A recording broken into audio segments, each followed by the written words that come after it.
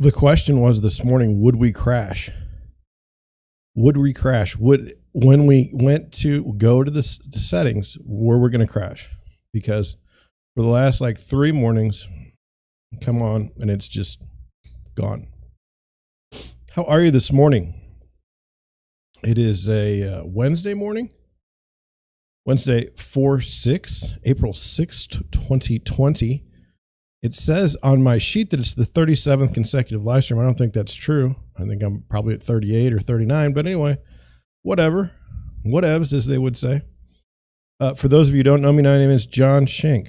I am a real estate agent in South County, Missouri. St. Louis, Missouri, a suburb kind of St. Louis. We call it South County. There's a bunch of unincorporated parts of the county of St. Louis. And I help buyers buy homes. I help sellers sell their homes. And then I'm on the YouTubes now. I'm on the YouTubes and I commentate on real estate matters and what I think about them as a real estate agent.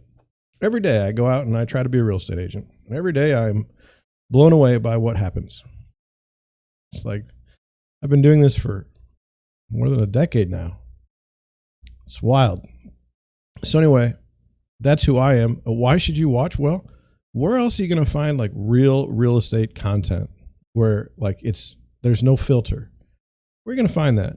Like, do you want to just look in the Googles and just pick someone out of there and say, oh, this is the best agent to get advice from? No. You want to learn about someone. You want to find out like, hey, is this really true? This seems a little suspect. It seems a little suspect. So yeah, that's why you should be here with me. Now, there's not many people here. Let's be honest. It's me, you, and the camera. So, I mean, you should put something in the chat. You should comment on the live stream later on the recap. You should, enjoy yourself. This is not a show for heavy real estate stuff. I mean, we'll get into heavy things, but I don't have any interest in upending the apple cart, whatever that means. I've not seen an apple cart. Yeah. So that's that. What are we going to talk about on the show today? Well, I have to check my notes because it's going to be a jam-packed show. There's someone named Paula Patton, and she had a chicken recipe, and for some reason it didn't go well. And we're going to get into that. We're going to talk about luxury homes in San Antonio, Texas. And then we're going to answer some questions. We're going to think about some things. First of all, what are some things to consider when moving to a new neighborhood? Then we have an article that says that home prices are problematic. Well, what does that mean? And then there's another article that says don't make these mistakes when decluttering. Well, the last thing, when I'm trying to sell my house, the last thing I want to do is screw up the decluttering portion. To me, I mean, it seems kind of like obvious. Just don't screw things up when trying to list your house. And how you can screw up decluttering, I mean, literally taking things off the shelf and putting them into a box and putting the box somewhere else. That doesn't seem like you could screw that up, but apparently you can, and we're gonna find out about that. That's about it today. Stay till the end. There will be a special prize, and that special prize will be I can't tell you. See, it only took me 6 to 8 months to figure out that I need some reason for someone to continue watching. I need a hook, and now I'm working on my hooks. And that was a great one. The weird thing about this, it's like I've been on YouTube and for a while now. I said like 6 to 8 months, but my goal was always, hey, I want to bring you something unfiltered. I want to bring it something unedited and raw and right at this time, where anything could happen live. And the platform itself and the viewership itself doesn't want that. I don't think anybody wants to. The reason why I say I don't think that is because I just don't have anybody following me. There's no real subscriber change. So you do want scripted things. You do want to believe certain things. And I'm surprised by it, but okay. And one of these things that you want is you want to be teased. You want to have this idea that like, okay, there's something really exciting at the end. I'll watch. Sure. Okay. I mean, if that's the game that we've got to play, if those are the rules, and that's kind of the story of my life, you know. I mean, I don't really like the rules, but apparently, I mean, I need to learn them, and so when I learn them and then incorporate them, things tend to go better. So now we're going to play around with hooks. So that's called a hook. Wait until the end of the show to see what I've got cooked up for you. And I'm gonna today. I'm not going to do this every day, but I'm going to go and I'm going to save you some time. There's nothing at the end of the show. There's nothing at the end of the show. I got to pour my drink because I'm thirsty, but there's nothing there. You allow people, no offense, but you allow people to trick you all the time and manipulate you. And one of the biggest ones is oh, stay for that special announcement at the end. You know how many times I've stayed for a special announcement at the end? It's like, oh, we're selling stickers. Like I literally waited the whole show for you to tell me that I'm a dupe at that point. A lot of times I won't remember at the start of the show that you told me to wait to the end of the show. It's sort of subconscious at that point. I'm just doing what I'm supposed to do because you told me. But you know what? It doesn't work that way for some reason. When I do it, like when I say you need to subscribe, it's like the opposite happens. I don't understand. So anyway, that's where we're at. We will do hooks from now on until we get our viewership to 1 million subscribers. And when we get to 1 million subscribers, I will stop with the hooks. Wish me luck. We're a little bit behind. So anyway, one of the things that I wanted to go over, the day didn't go like it was supposed to. Okay. Let's get that out of the way now. It didn't start off the way it needed to. I'm going to be doing some stuff in the background here. And normally when I do it, you don't like it because it looks like I'm distracted, and I am. So, it's okay. Don't freak out. We're going to do this together.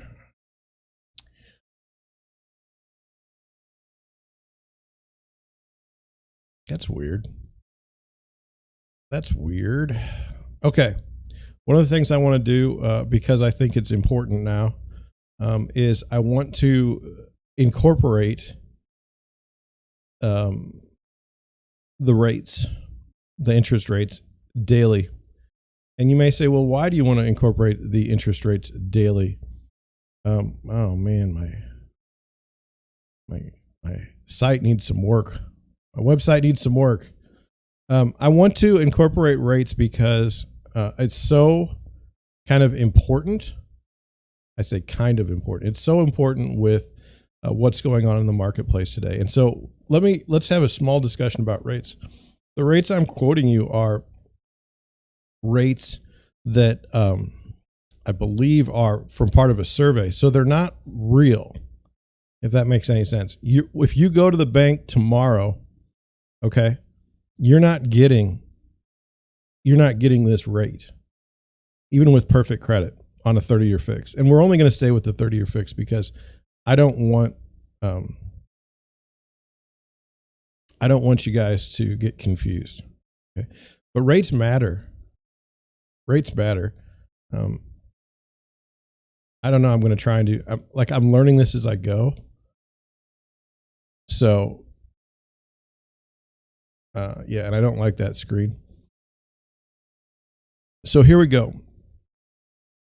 What I wanted you to know today with the rates is, for the first time, since I don't know when, the rates have gone above 5% for the 30-year fix. And we're going to kind of stay on the 30-year fix. I think that's the best way. So rates are now above 5% now. As late, well, as, how do I put it? As late as January, rates were like in the 3s. So you've had almost a 200 basis point jump since January. And that's only going to continue, unfortunately, I think. And I think that with the rates moving up, it will cause a chill in the housing market.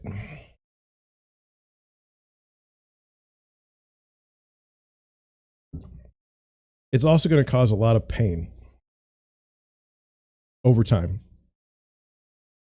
And it'll be interesting to see what comes of this. And you say, well, John, if you know what's coming, like, why don't you tell us so you can protect us? I don't know exactly what's coming.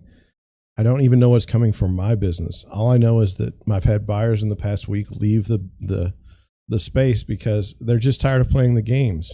They're tired of going to open houses where there's 1,000 people, or there showings where there's 1,000 people.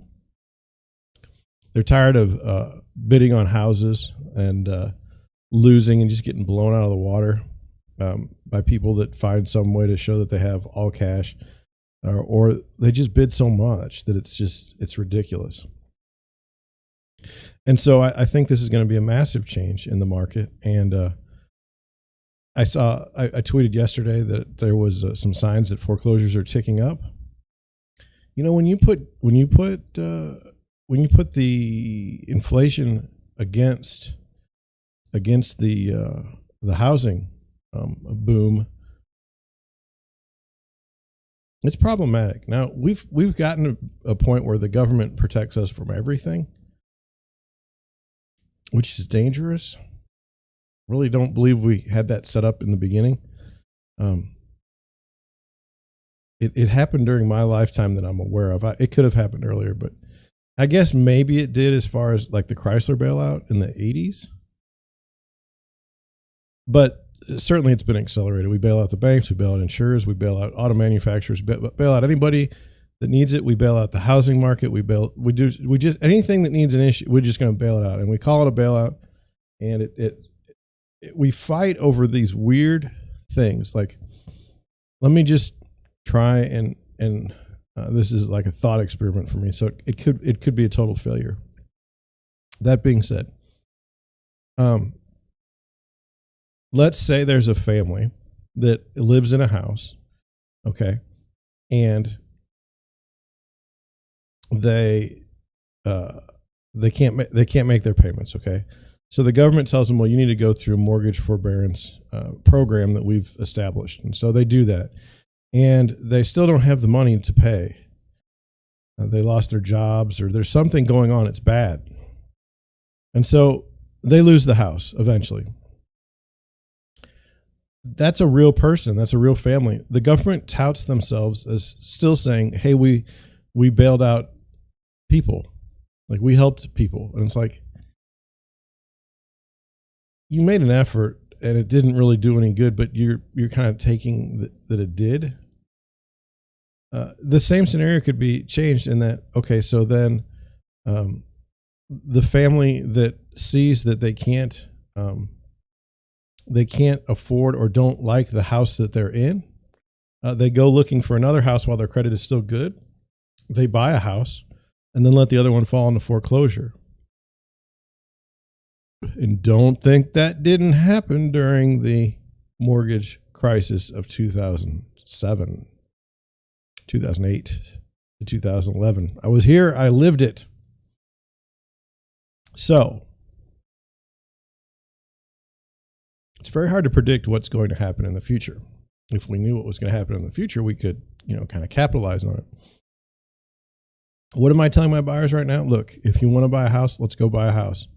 Make sure you stay in it for at least 5 years. Okay. If rates go up, less people should be able to afford a house. That should put some strain. That should put some relief on the housing market. But it's been so crazy that even if we get down to like, I don't know.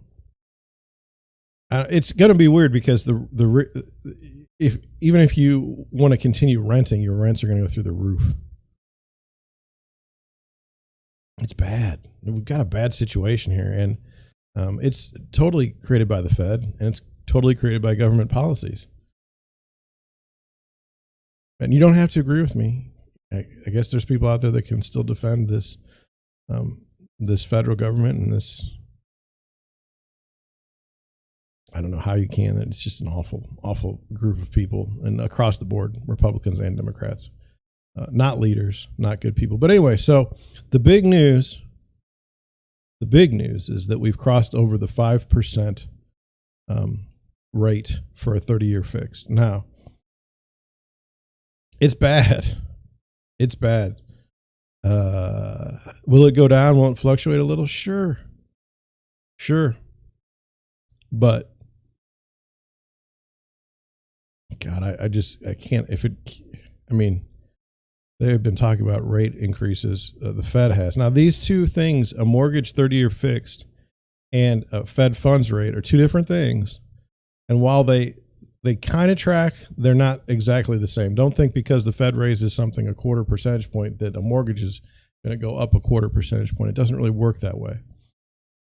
But we need to keep an eye on the rates, because as they go up, they said they're going to put in 6 more rate hikes to slow the economy down. Who are you, Fed, to slow the economy down? Well, if we don't, it'll become overheated. Who overheated the market in the first place? Well, we did, because we wanted to stimulate growth. Well, why don't you stop? Why don't you go away? Like, no one likes you, like, at all. And now these people are, and by the way, they're totally disconnected from you and me. They spent their years in academia. They know nothing about the real world. Maybe some of them did at one point, but they've long forgot it. So they've sold their soul just to be where they're at.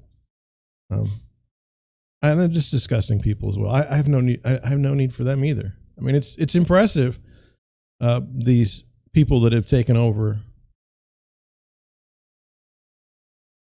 everything, basically. It's impressive how just disgusting they are.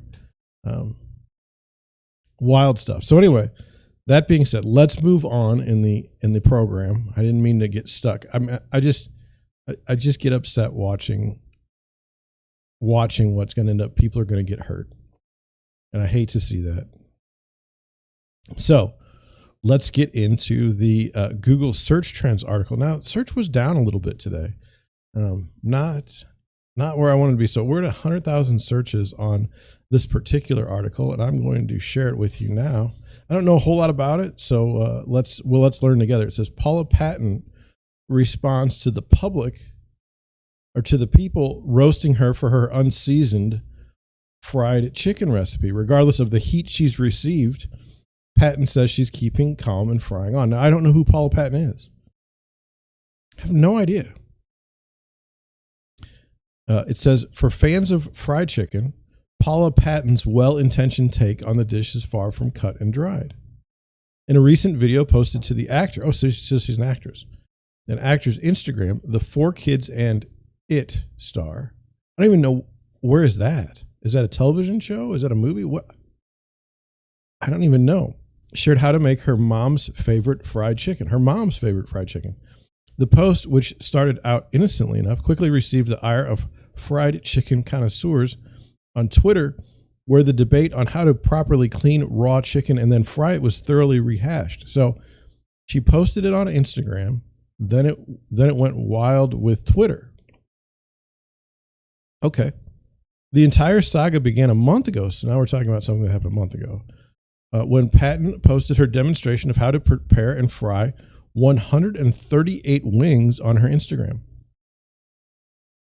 However, the post was reinvigorated when Olympic track and field athlete Ashley Spencer, I'm glad they put Olympic track and field athlete because I have no idea who she is, shared a reaction to TikTok on Monday. So now we've gone from Instagram to Twitter to TikTok.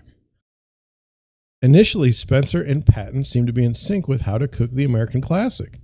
Particularly, like we have like no one else in the world fries chicken. Particularly when the actress noted one of the most important things if you're going to cook fried chicken is you got to clean it.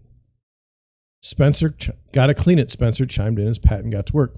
Still, Patton's method took a dark turn for Spencer as the latter realized their separate standards for cleaning the bird veered paths. In the video, Patton gives the chicken a brisk cold water rinse. That chicken ain't clean, Spencer posted at the sight of Patton moving on to the next step, which included placing the raw meat into the flour. Where are your seasonings, Paula? Spencer asked, watching as Patton shook the chicken in a bag of flour. This is your mom's recipe? The seasoning, it turned out, took place mid-fry, much to Spencer's dismay. We're going to place it in these in, Paula explained, as she laid the wings into the oil, and then we're going to begin the seasoning. She begins shaking her seasonings, Lowry's seasoned salt, black pepper, and paprika, onto the partially submerged chicken. The spices fell off in the grease, Spencer exclaimed, and soon after covered her mouth at the sight of the oil in the pan, which appeared heavily seasoned. Now,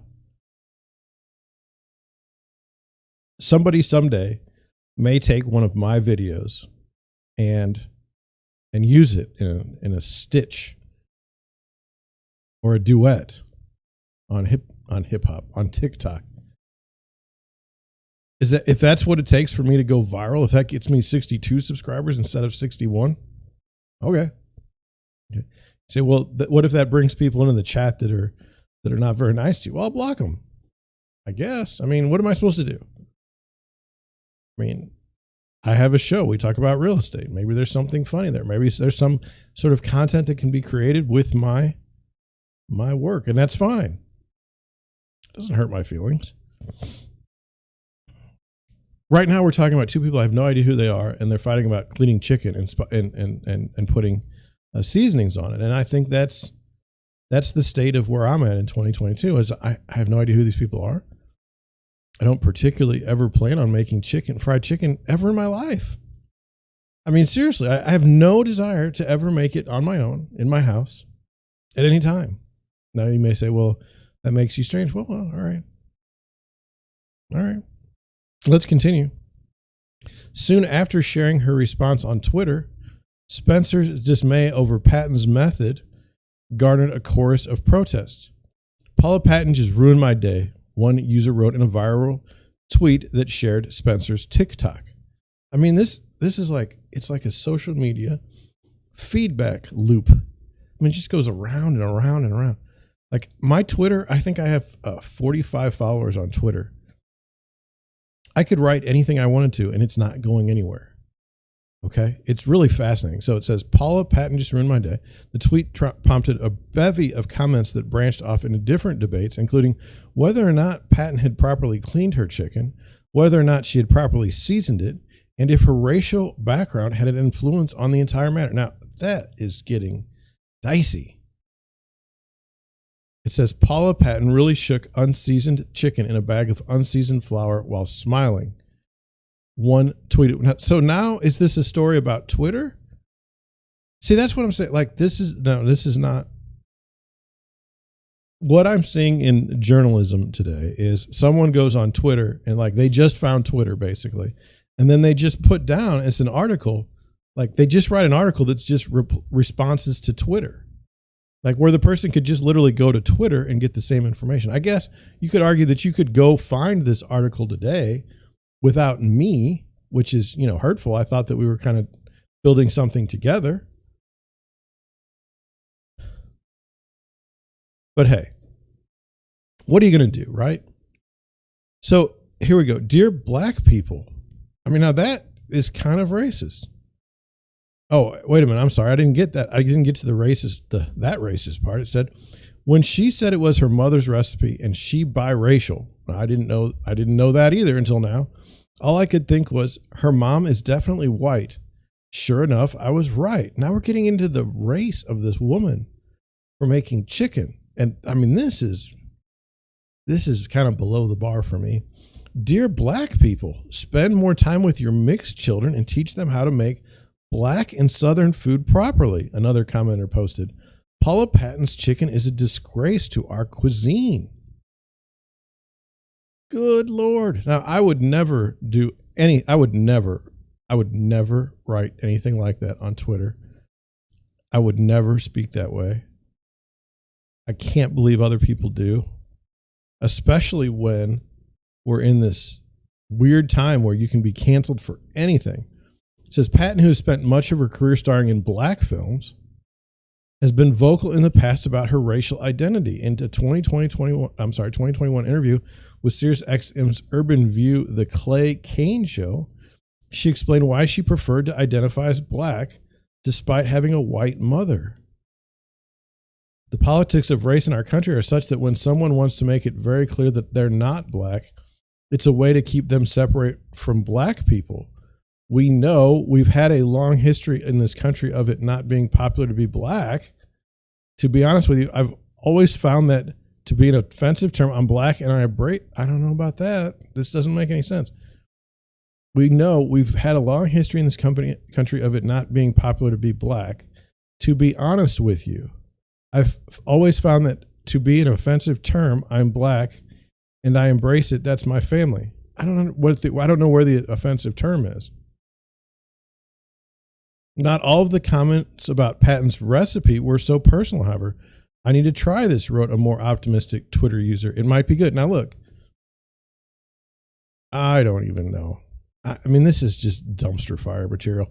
Popeyes even chimed in on the Discord, replying, great gowns, and a cheeky nod to black icon Aretha Franklin's expert shade. Oh, man. What do the culinary experts say? Now, this is why the world has gone mad. We're talking about chicken preparation. Okay, and now we've got to get culinary experts. And by the way, who cares about the experts? When have they ever been right about anything? I hate to say that, but I'm so sick of this idea. Well, we'll just go to the experts. Who's experts? Oh, well, the ones we picked.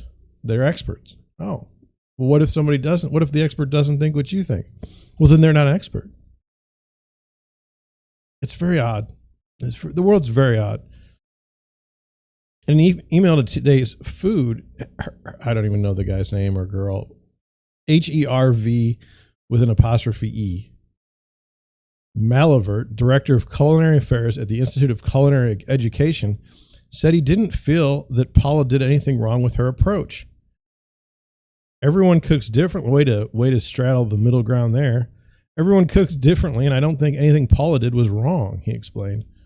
However, if I was cooking this recipe, I would do a few things differently. When Paula washes her chicken, she could rinse the chicken in a bowl filled with water to minimize splashing and cross-contamination. She may have wiped down the sink after the video was recorded. We don't know. I personally don't wash chicken. Malavert also noted that the actor wasn't necessarily wrong in choosing to add seasoning to her chicken while frying. She's not necessarily wrong. She's just not right, apparently. If loving you is wrong, I don't ever want to be right. Because Paula is not using a lot of oil to pan fry rather than deep fry the chicken. Seasoning the chicken in the oil can work here. Personally, I would season the chicken wings first before placing them in the flour for at least 5 to 10 minutes so the spices have time to penetrate the meat fully. Paula did cook small wings, but it's likely the spices are just on the exterior of the chicken. This was from a culinary expert. Regardless of the heat she's received, Paula says she's keeping calm and frying on. Okay. In a video shared to her Instagram on Tuesday, captioned "Peace, Love, and Fried Chicken," Patton replied to comments on her viral recipe. I just wanted to respond and say, listen, I get it. She said in the video, where she appeared to be in good spirits and smiling while on vacation in Mexico. It might look crazy. It's the way we do it. My mom taught me. It's my mom's recipe. I do believe in washing the chicken. And maybe the way the video was edited, it looks like I didn't wash it long enough, but I definitely do it because I feed it to my son. Patton explained that the 16 pounds of chicken she prepared in the video was made to serve her son Julian's entire school. I made it for school, but anyways, it's all good because everyone's got their own way of making things, and I'll take suggestions. I make a new kind of fried chicken, but I'm going to always make my mom's chicken the way she did. We put the seasoning in the oil and all that. It's just the way we do it. Patton signed off the post, remarking that she appreciated the feedback from commenters as a means for improvement, proving that for her, it's all gravy. I hope you have a wonderful Tuesday, she said before ending the video, sending you love. Like, now, this is me. I'm a real estate agent. I'm watching someone on the Today Show wrote an article. There were 100,000 searches on this woman and her chicken. Okay. What in the world? Now, so like my idea, which is probably not going to work, is I should literally write articles about what I do on my show. And then we could get into like creating controversies where none needs to exist. Like, did we really have to inject race in this woman's cooking of chicken? I just don't think we do. I mean, I just don't think we do. Did we have to invoke a food expert? The whole thing is it's a bit manufactured. It's a bit manufactured. I mean, we've got interest rates in the 5s, and we're going to worry about chicken preparation. I'm surprised someone didn't say, I'll have to go to the Instagram or Twitter or something. God knows where I have to go to find it, but there will be someone that says, "Ew, you ate meat, and shame on you."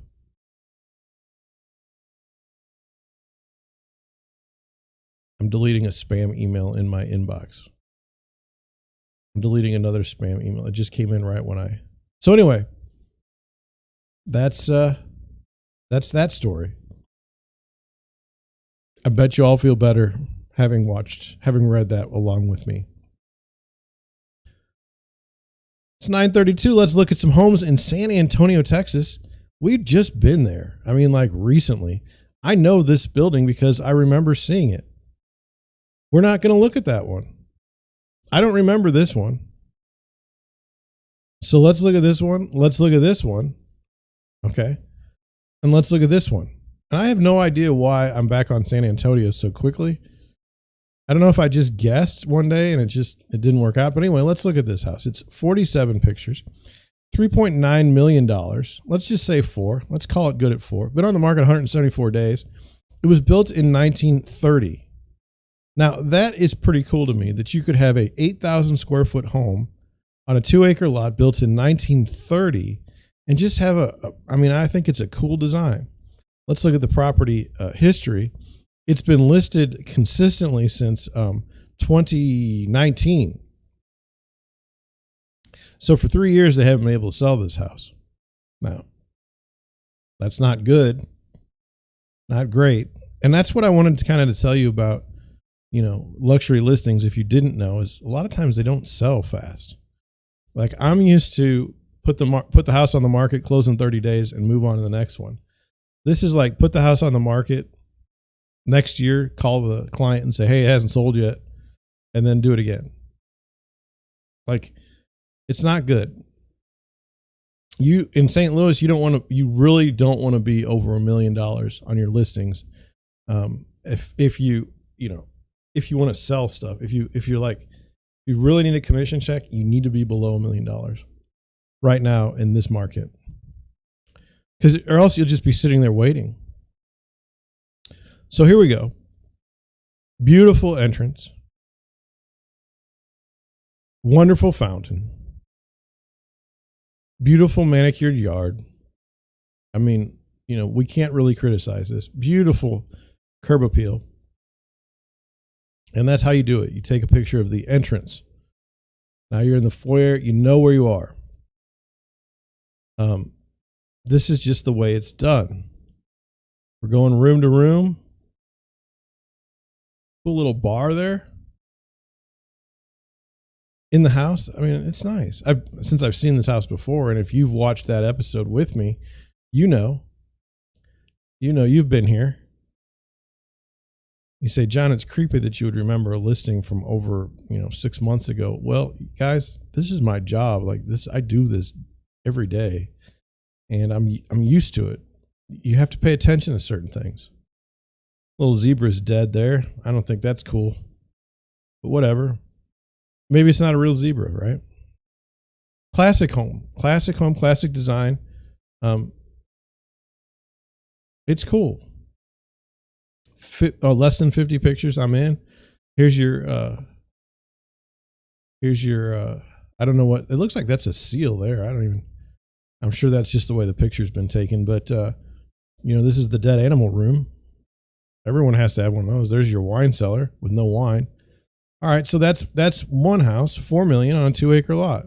Okay. Let's look at another. I saw this one. It was like a house that used to be a historical thing, and now you can buy it and turn it into an office or whatever you want to. We're not going to do that. This is 3.5 acres on an 11-acre lot. I don't particularly like the design myself, but I feel that we should look at it because we're trying to like kind of grow out of our, we know what our style is, but if we see other styles we don't like, it just reinforces the fact that we like our style better.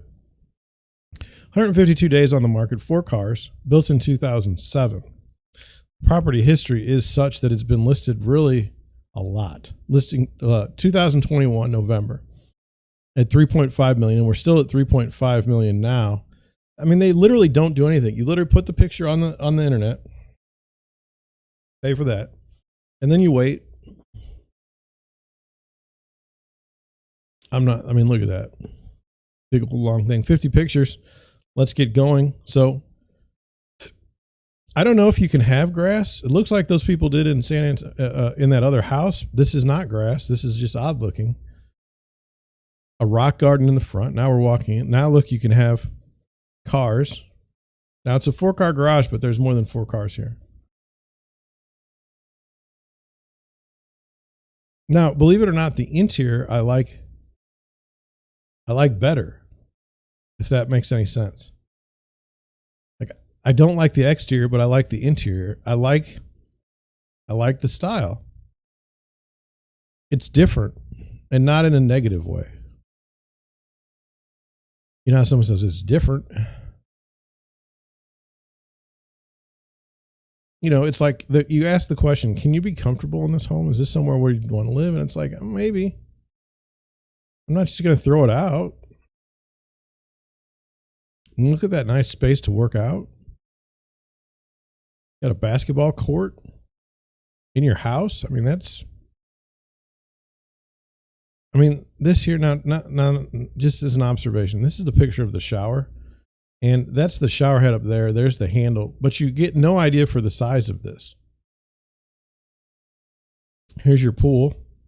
It's got a little island. Who doesn't like that? That's cute.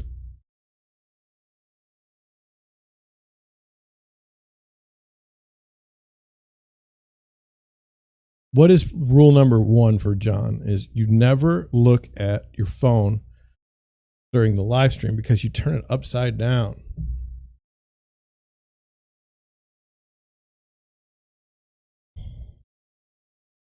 There. A little tiki bar. Interesting. So the pool is a highlight of this house, right? So they should have a lot of pictures. It makes sense. On an 11-acre lot, there you go. By the way, I think they've done this, like the original pictures weren't that nice. I remember this view and I remember complaining about this over here. But I think they've changed the pictures because this looks a lot better.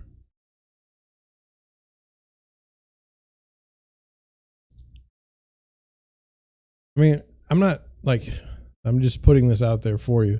I really want one of these in my own house, in my own backyard. But now that I see this and they only need 4 posts to keep that thing, keep it, I kind of like that. That's kind of cool. It's a little dicey looking to me, but whatever. What do I know? All right. And then one last home. This is 3.35 million, 5 bedrooms, 6.5 baths, 9,866 square feet on a 2.34 acre lot. 67 pictures. It's not going to happen. 3-car garage, 284 days in the market. So we've likely seen this one. Property details. It's an amazing opportunity, but no one seems to have taken you up on it for the last 284 days. It's been listed since just June of 2021. I need a drink.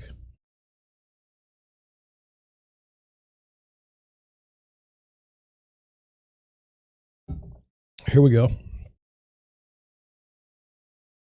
It's kind of got an interesting entrance. It's kind of on a hill, it looks like. Like in St. Louis, I know this sounds bad, but in St. Louis, the first complaint would be, well, when it snows, this will be a terrible driveway to get out of. And I'm guilty of it too. Now we're inside. It's kind of an interesting picture. That's, it's a nice living room. Everyone has a piano. I kind of like that. I don't know if you saw the piano. Let me point it out. It's right there. Oh, let me check. I'm sorry. Let me check. I didn't know if I had any viewers. I wanted to make sure that if I did, wanted to welcome any new viewers, but there aren't any. So we'll just keep going. There's the kitchen. Beautiful kitchen. Nice and spacious. I don't know what this is, and therefore it's kind of like, why are we taking a picture of it? Was it the bathroom? Was that the picture of the bathroom? Now we're looking in the other direction. I don't know. That's something. Like, I know this. I'm just telling you how I live. My wife does not like recliners. I think they're great. My wife hates them. She refuses to have any in the house. I've got one recliner that's in my room, in my theater room, where I'm allowed to do whatever I want to. So I have my recliner there. Whatever, right? Look at that. Like a wave pool. Like more of a spa inspired area. I kind of like it. This is an odd picture. This room looks like it's 20 feet wide. Look at it's something. I think this is the same room. Is it? Do they just all have these weird lights? That's what I'm saying. I'm having trouble figuring out, like, what are we looking at here? And if I'm having trouble figuring out, I can't imagine what you guys are going through. It's probably why I don't have any viewers. But, hey. Whatevs. There's your theater room. They don't have any. They have all of their chairs reclined. There's a picture of the living room. There's your view. We're 44 pictures in. We're in the outdoor space, which is gorgeous. But I wasn't even aware that they had an outdoor pool until now. And it looks nice. This is gorgeous. Gorgeous idea. I don't know if they're like, for me in St. Louis, like, we only have really 3 seasons to be outside. And so any sort of greenery on the trellis that we would grow wouldn't probably grow. It would die off in the winter. So that'd be a little troublesome, but that's a really great setup. In a home, in a residential area, this is really cool.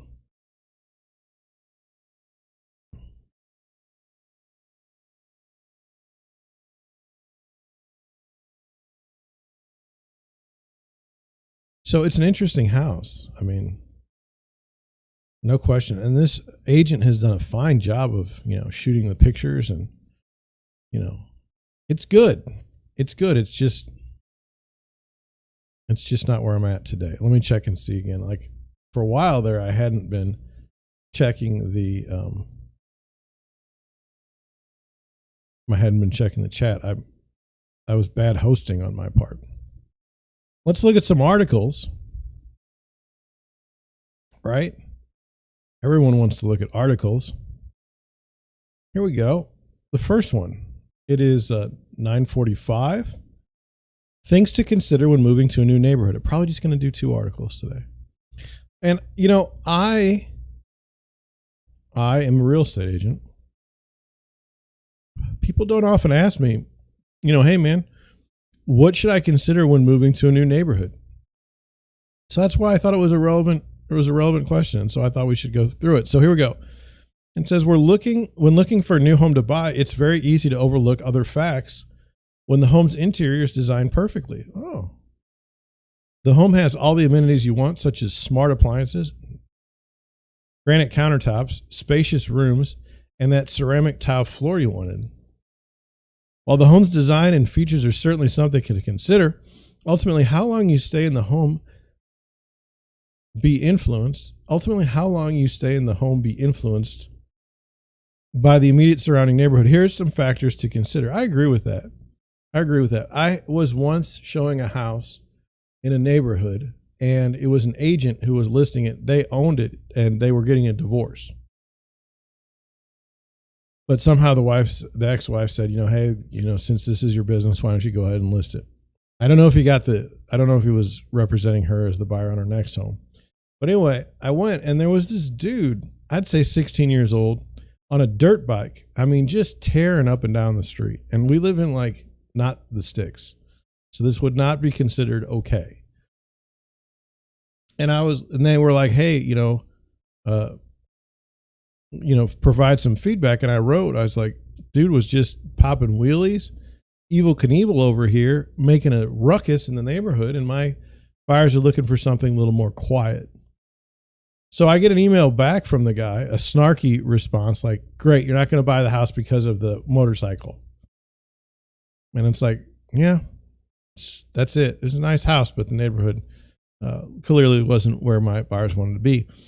Since then, this was earlier in my career, since then, because of these types of, the agents get mad at you. They say, please provide feedback. You provide honest feedback, and they get all upset. And so now anymore, I don't really provide that much feedback. I went to the house. Thank you for letting me show it.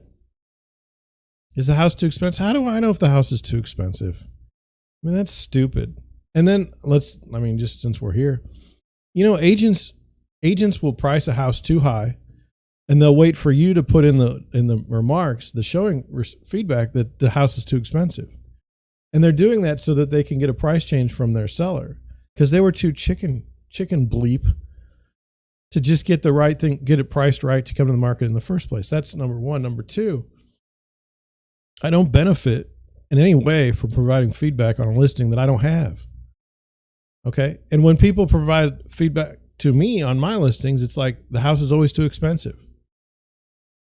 It's always too expensive. When are you ever going to put that it's too cheap? Are you interested in buying this home? Yeah, but it's too cheap. It's just stupid. And then what happens then is a lot of agents will recognize that. And so then they'll change the standard feedback request form to some other BS that's even more difficult. I mean, look, I've shown 10 houses in a day. I don't have time. I don't even care about this. This isn't working. Anyway, that's what I know about that. Sorry to go off on a tangent there, but anyway, it does matter. The outdoor, the environment does matter. I'll put it in a more recent context. Let's say you're in a really good part of town, like Chesterfield, and let's say that there's a condo complex where the highest priced condo is like $100,000. Now, $100,000 in Chesterfield isn't buying you much. Okay, so what kind of people do you think live in the condo? How do you think that works? Are you going to see boats in the condo complex? Are you going to see, all kinds of things? Yes, but here's where it gets dicey. Home prices have gone up stupid levels, probably more than 50%. So that old $100,000 condo is worth probably $185, $190 coming to the market right now, which is ridiculous, which is a whole different set of buyers. So now you're going to have people moving into this condos thinking man, I spent $200 on this house. This is a great neighborhood. And then they get there and they're like, oh my God, where did these people come from? These people, meaning the people that have lived there the whole time and haven't changed. Good people. Don't get me wrong. What I'm trying to say is when you have a neighborhood that's set up and it's like a lower income neighborhood, and then because of the marketplace changing, you've got all these people moving in, that's not going to go well. It's not going to go well. And, let's see. I don't know. Hopefully that's another way in which you kind of need to understand that the market is different. The market is different now. And some of these places, they're really going to have problems with people getting along.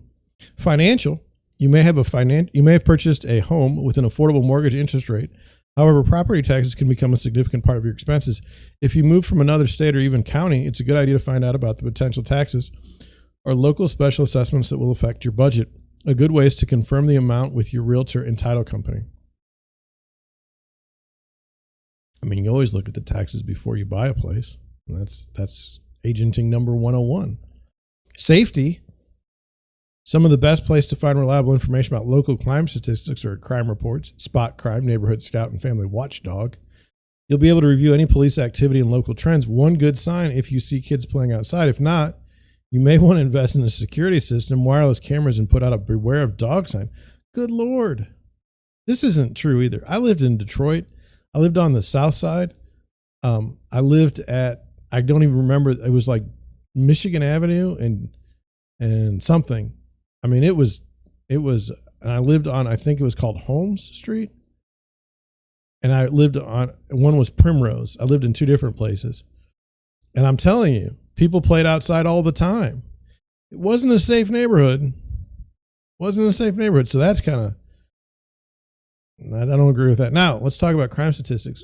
Is crime a problem? Yes. Everywhere you go. Are the reporting of statistics a problem? Yes. And here's and the best way I can explain it is this. Say there's a drive-by shooting, one person dead in the city. Okay, let's just say St. Louis, okay? Now, that's terrible. One person dead, okay? Now, let's say you go to the county and a man shoots his wife. Now we got one dead in the county, okay? Which news story will get more play, more coverage? It'll be the one in the city on the drive-by. Is it racist? I don't know. It fits a narrative a lot better. So, and then here's the other thing. So, man shoots his wife. They know who killed the person. So you have an identified killer. On a drive-by, we don't necessarily know, right? It could take months. It could take years to find out who shot this person. So very odd. Very odd. Crime statistics, a very strange thing. I don't think, does anybody want to live in an area with high crime? It's just an odd. Access to care.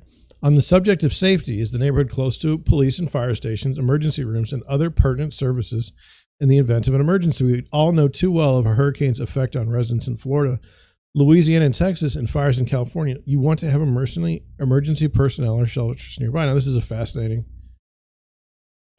thing because I don't know all too well of the hurricane's effect on residents in Florida, Louisiana, and Texas. Like if there's a hurricane, they say, hey man, there's a hurricane coming, get out. And so some people do and some people don't. I don't know if the fire department stays behind. Never even really thought about it. I know one guy here in St. Louis, excuse me, that lives next to a hospital. He's an older fellow. I think that's fantastic. I mean, he can literally just go across the street. Now, downside of that, there's ambulances coming in all hours of the day. You know, I don't know. Access to care, fine. Convenience. Important deal breakers for some people are how close it will be to their favorite eateries, grocery stores, gym, banks, shopping, and volunteering opportunities. I mean, I don't know about that. If you're used to a 1 to 2 mile convenient, and the new home is 5 to 10 miles away, that could be a big problem. Are you a person who needs a Trader Joe's, Whole Foods, or Sprouts Market nearby? No. I mean, who would? I mean, I'm starting to think that this article is written for people that are not like me. If you're a person that, like, their audience is not my audience. If you're a person that actively participates in volunteering in your community, make sure you still have that opportunity where you're moving to, especially if it's one of your passions. Did you know that a neighborhood located near numerous retail stores helps maintain or increases home value if you choose to sell later on? Well, I don't know that. That's what you're telling me.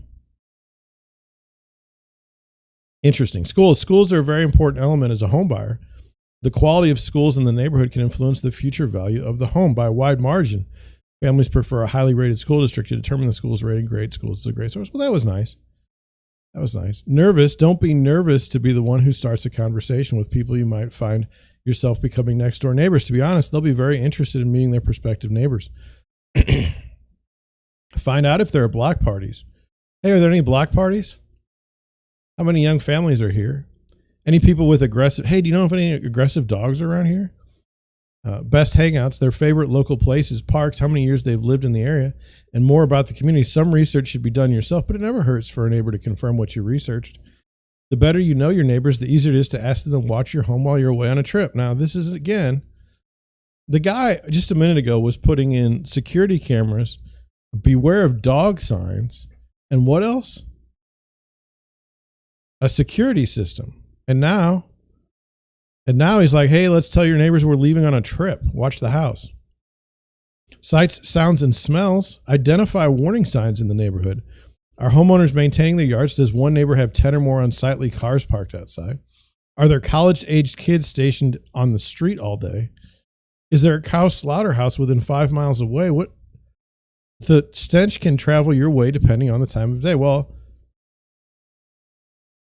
I mean, let me just try and put this into my perspective. Like, I like to know if there's a train, if there's train tracks. That's the one that really I don't like when the train goes by, it's like loud and it shakes everything. I don't want to be in that.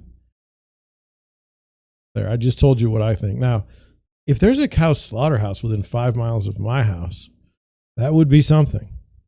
In Detroit, I worked at a place where there was a cow slaughterhouse directly behind the building we were working on. It didn't smell that bad. It was pretty horrible though. And in the morning, they had all the little cows going into the building, and then throughout the day, there's like a thing, like a conveyor belt that had just like the skin falling into a truck. It was all full of flies and nasty. It was actually pretty terrible. Find out opinions of former residents. People love sharing their opinion on places they've lived. Online discussion forums like Reddit and City Data are good places to inquire about your neighborhood for relevant advice from people who know best. Okay, bonus tip, there are a few tax breaks for someone moving due to a new job or relocation. The first thing you want to do is to be sure to keep all your receipts for your moving expenses so that you can write off your taxes. If you're selling your home and you lived in it for more than 2 years, you may qualify for a capital gains tax exemption. If it's been under 2 years and your new job is 50 miles or more away from your current home, you may qualify for a partial exclusion. I don't know. What do you think? Let me check oh, there's no one. So let's try to do it again. Find out about the taxes. Make sure it's a safe place to live. Make sure you're not in the boonies so that you have access to care. Make sure it's convenient. Make sure that the place has schools. Make sure that you have neighbors. Make sure that you have sights, sounds, and smells. And then it says find opinions of former residents. And then bonus tips. If you have to move, make sure you keep your records for taxes. Of the articles I've read on the live stream in the past 6 to 8 months, this might be like bottom third. Now I've written some crappy articles, so I mean I don't want you to think that I'm ripping on this person. It happens. It's just this one was. All right, let's go to the next one. This will be the last article today. Some of you will be like, thank God. I appreciate it. Home sale price sticker shock is stalling sales. Well, not in my market, but hopefully soon. I say hopefully soon because the 4 buyers that I do have, I mean, I really wish they could find something just so that they could be happy. Okay.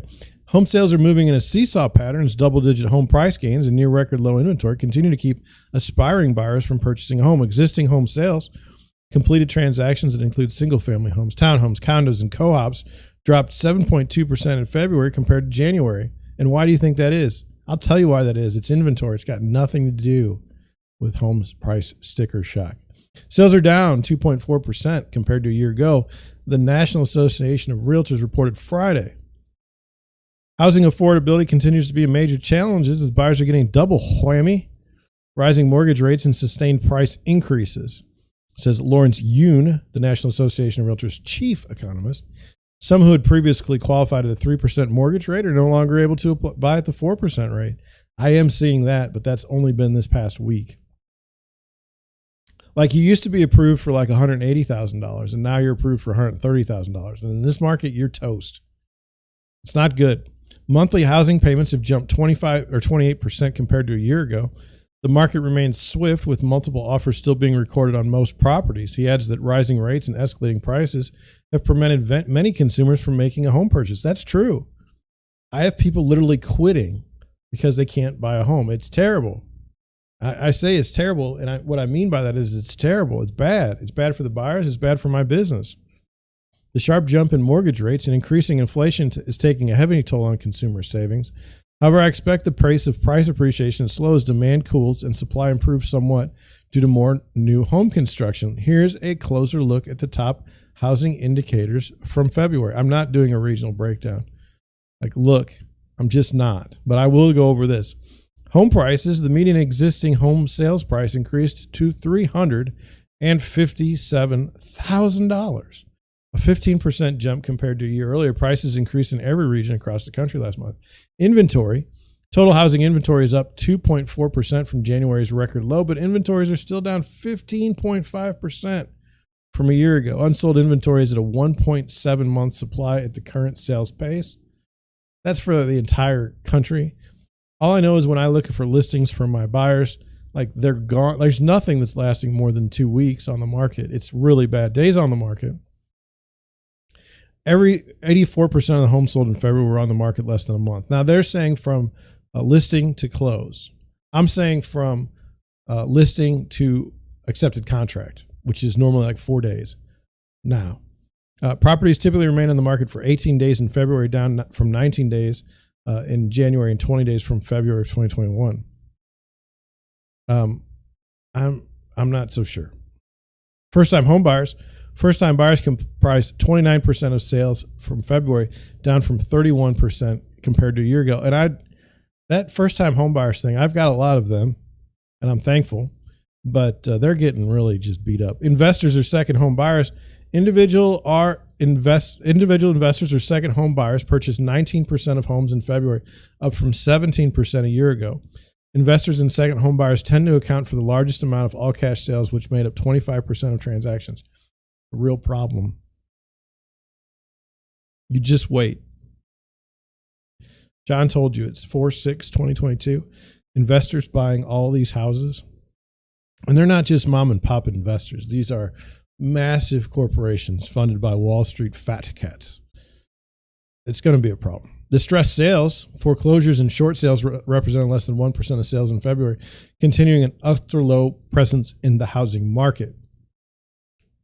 That's what Lawrence Yun says. He's the chief economist at the National Association of Realtors. I've seen him speak. It wasn't quite like Jesus on the Mount. It wasn't. He just talked. I do it every day. I just wanted to put it out there, So, hey, I think we've come to the end of the show. Thank you all for participating. All of you meaning no one, because no one was here. Now, maybe that's bad. Maybe that's bad hosting. Maybe I'm not supposed to call out the no one showing up. Maybe the sarcasm isn't appreciated. I did it. Really. When you're at zero, you can only go higher, right? I think. Anyway, hey, it's going to be a good day. You make the day your own. Thank you for watching. Expect to see a podcast. Expect to see me on Instagram, Twitter, TikTok, something. Deerwood Realty Clips channel, revising that, getting everything in order at some point soon. It's just been really, really busy, and doing 2 live streams a day, in addition to the real estate business, is kind of it takes a lot of time. But anyway, thank you again for watching. I will catch you tomorrow, 9 a.m., same time, same channel. Remember when there used to be channels? Oh, no, I've got a channel. Never mind. It still exists. I was talking about the television, but I don't watch TV anymore.